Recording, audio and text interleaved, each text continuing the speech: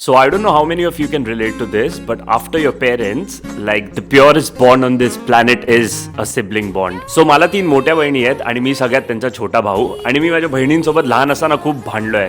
कारण माझ्या आयुष्यामध्ये फ्रेंड्सच नव्हते. फ्रेंड्स म्हणजे माझ्या बहिणी आणि माझी छोटी बहीण आहे, तिने माझा दात तोडलाय. मी माझ्या छोट्या बहिणीच्या अंगावरती नखं मारून वगैरे काही स्कार्स असतील किंवा काहीतरी फेकून मारलं असेल डोक्यावरती तिच्या आणि अजूनही ते डाग आहेत. ते डाग इज जस्ट नॉट अ डाग but it's like a memory of a childhood. आता बरोबर 3 वर्ष झालेत मी घर सोडून आणि मी रिअलाइज केलं की 3 वर्षापासून मी माझ्या हातामध्ये राखीच बांधली नाहीये.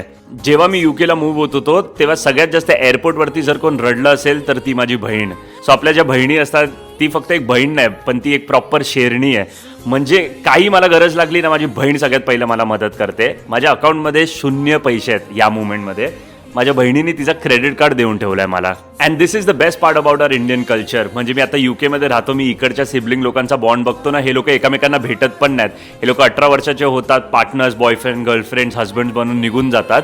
पण आपल्या इकडे तसं नसतं. आपली बहीण लग्न झालं तरी पण आपल्यासाठीच कायम उभी असते. जे लोक छोटे आहेत अजून एजनी, त्यांना मी सगळ्यांना सांगेन आपल्या भाऊ बहिणींसोबत जास्तीत जास्त टाइम स्पेंड करा. मोठ्या झाल्यावरती तुम्ही आमच्यासारखे होतील. आम्ही सगळे वेगळ्या वेगळ्या देशात राहतो, आम्ही कोणाला भेटत नाही.